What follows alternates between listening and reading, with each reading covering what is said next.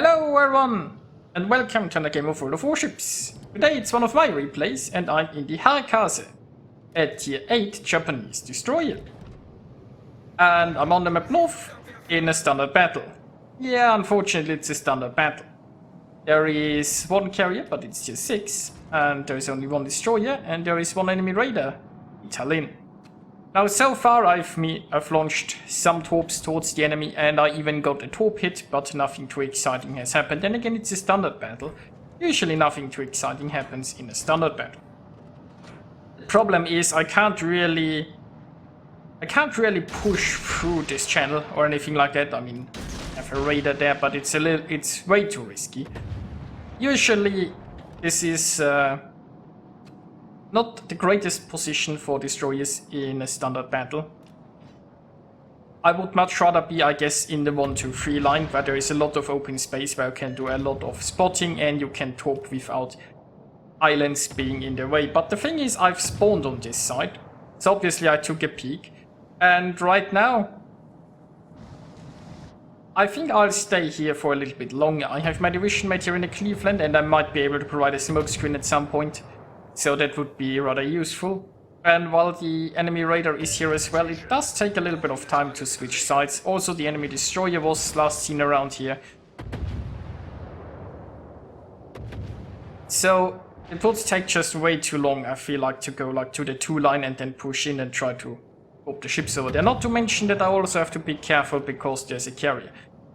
Flanking maneuvers work a lot better without carriers, because if I'd be pushing in hard there and try to torp those enemies here from the sides, the carrier could just fly planes there and spot me, and if I smoke up, then I'd be kind of trapped, because as soon as I leave, the carrier can fire me. And with no support close by, it would be rather easy for the enemy to hunt me down. Of course, that's assuming the enemy would play at least rather decent, I guess. Anyway. So the Thailand destroyer so far hasn't been a problem, because while those islands stop me from getting killed torp hits, it's also stopping the enemy team from like shooting me when they do radar. Now this Sinop is getting rather aggressive, so maybe I can finally get some more torps in. So I mean, currently the Sinop is now he's slowing down again.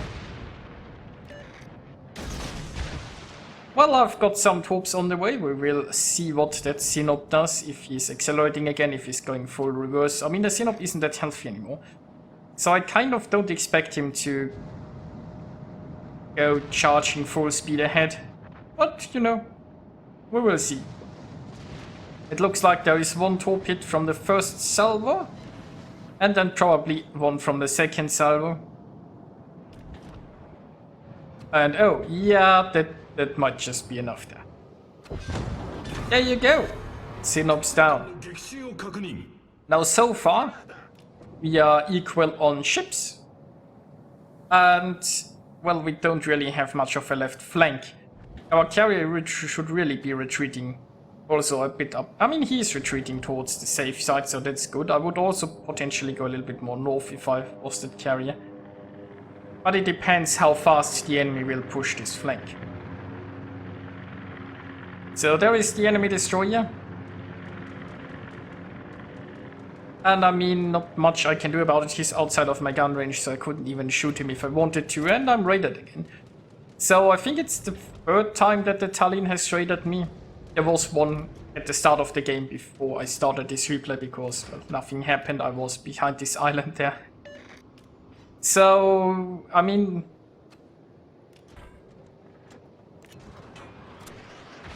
the enemy really just doesn't have any ships here. It's probably time to switch flanks and defend our camp from the enemy push.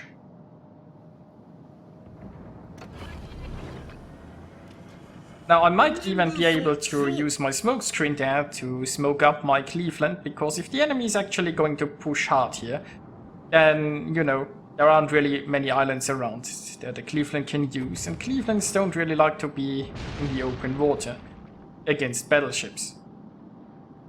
So the Tallinn is still floating back there, but, you know, I guess we will have to leave that for now. Meanwhile, we have 2 battleships in the 9-10 line where they aren't very useful, because, well, I mean, maybe they're engaging in Devonshire.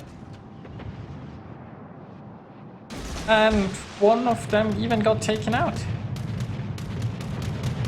So, the carrier has found me. There is a Bayern pushing in here too. I mean, the carrier doesn't want to drop me, I think, but, you know, he's doing some spotting, which is rather inconvenient. Let's hope that my torps in the Bayern get a hit or two. But, you know, this might be the perfect opportunity to also provide a smoke screen. Well, I have my division mate in the Monarch, well, being the front line against those enemies. And now I'm providing some smoke for my Cleveland here, so that he isn't getting wrecked by all of those enemies, hopefully. Although there is a Graf Spee pushing in, and the Tallinn is still somewhat close. I mean, the Tallinn is currently not quite in radar range, but, you know, all he needed to do was come a little bit closer. The thing is, Graf Spee has really long-range hydro. I forgot how much it is. It might be like 5.5 or something, silly like that. German hydro is rather scary. And the Graf Spee is, you know, I mean, he's hydroing yet. But, you know, once he realizes that I'm here, he's probably going to press that button. Unless it's off cooldown, which, oh yeah, he's pressed the button. That's a shame. Now we just have to sink the Graf Spee. Which, well, I mean, it's basically me and my division mate in the Cleveland here. The battleships, I don't know what our battleships are doing. Do they have shots at anything here? Anyway, the Graf Spee is almost down and hopefully will soon be down. And there we go.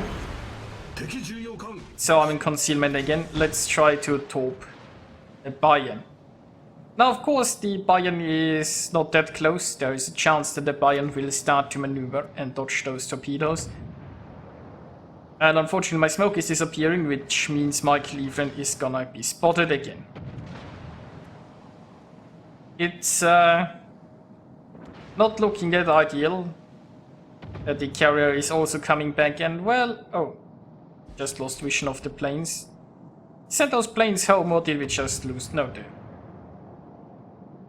I mean, it's only a T6 carrier, but, you know, AP rocket planes are probably gonna hurt the Cleveland if he can catch the Cleveland broadside. And, you know, if the Cleveland angles against those planes, then he will show broadside to a Bayern. So, not a very good position to be in. And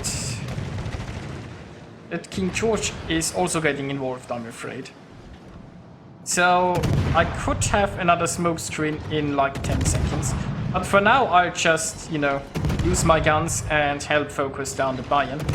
The thing is, if they start shooting me, it allows my Cleveland to, well, survive longer. And my smoke's ready again, so I could even disappear if needed. I don't think I can reach my division mate here in time with the smoke screen. But the Bayern's down. Got some torps going against the King George. And I think I might just want to use that smoke screen for myself. I can't catch up with a friend in the Cleveland, and if he slows down, he's just an easier target, and he's unfortunately too low to survive this. So I guess I'll just become a gunboat. And I mean, that Helena isn't very healthy. The Harekaze guns are quite decent. I'm using the 100mm ones, by the way. So it's 3 against 5 though. But the fire RNG is smiling upon me. And again, think he did damage con? If I could get a flooding now, that would be well, it was not a flooding. But he damage con those fires, right? So now I just need another fire and it would be golden. So I peeked out of my smoke just to briefly see him. I'm actually happy that he shoots here because then I can see him again, although it might not have been needed. And the Kraken's unleashed. Now I'm using Yamamoto on the Harekaze. Yamamoto is my Shimakaze captain, mainly. But the Harekaze is a premium show, so there is that. And, well, with your Nisha Kraken with Yamamoto, you're getting a heal. So, look at that. My Harekaze is now healing quite a bit of damage there. Which should come in handy because it's 3 against 4. And, you know, I haven't much hopes for my Ashitaka here. I mean, he was, I think, one of the Zonal Warriors in the 9-10 line, so I have my doubts that he's going to be very helpful. But then again, I mean, at least the enemy is focusing on him right now. Maybe I can take advantage of that, maybe I can top Le Fantasque that's not paying attention to me. Or my potential whereabouts. I'm radio located, so they definitely know. Someone definitely knows where I am, more or less. Anyway, time for some gunboating. I don't have the smoke ready to disappear yet, but those are desperate times. My Ashitaka is going full broadside against the tier pitch, so he isn't going to last very long. So let's just try to get as much damage in the Fantasque as I can before it disappears, and I have this nice little island nook here where I can squeeze myself into and disappear. So, the tier pits obviously knows what's up now. I mean, the downside of using my guns there is obviously both enemy ships knew exactly where I was, which means my chances of torping the tier pits are reduced, but I feel like I really needed to get the damage into the Fantasque there.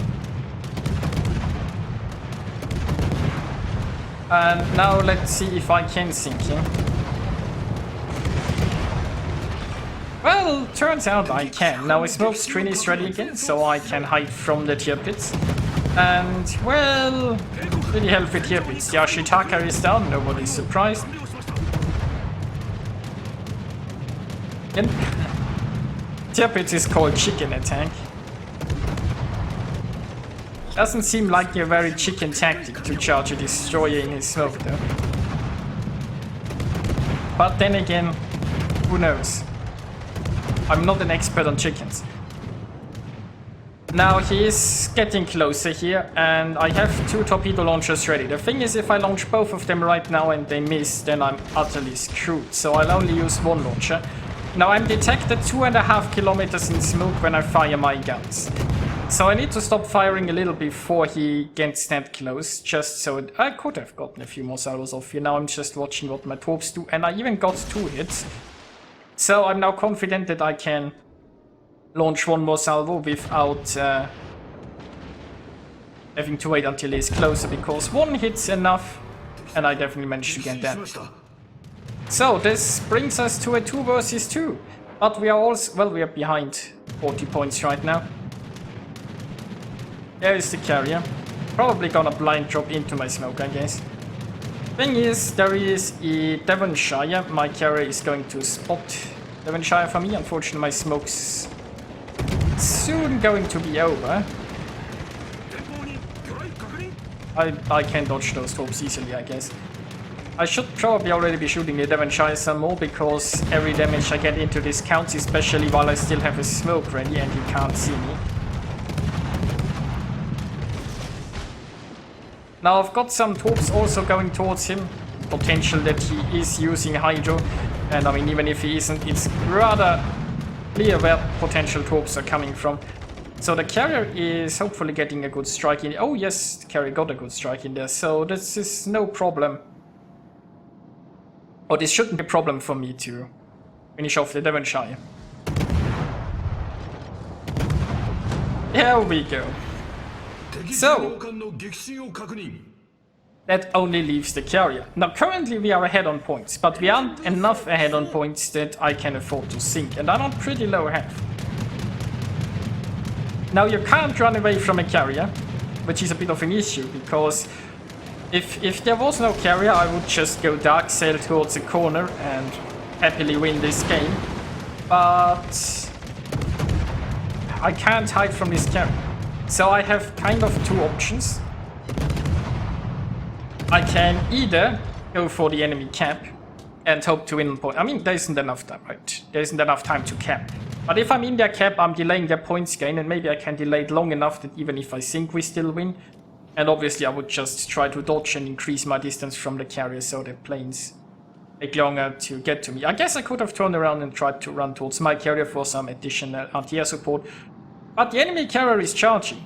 And this means I should have a reasonable chance of sinking the enemy carrier. And not just that. Keep in mind, I don't need to sink the carrier myself necessarily. If I do enough damage, then my carrier can finish off the enemy carrier. That works too, right? But you know, considering the amount of damage I'm currently doing, and he hasn't even launched planes right now for some reason. Has the enemy carrier just given up? Works for me.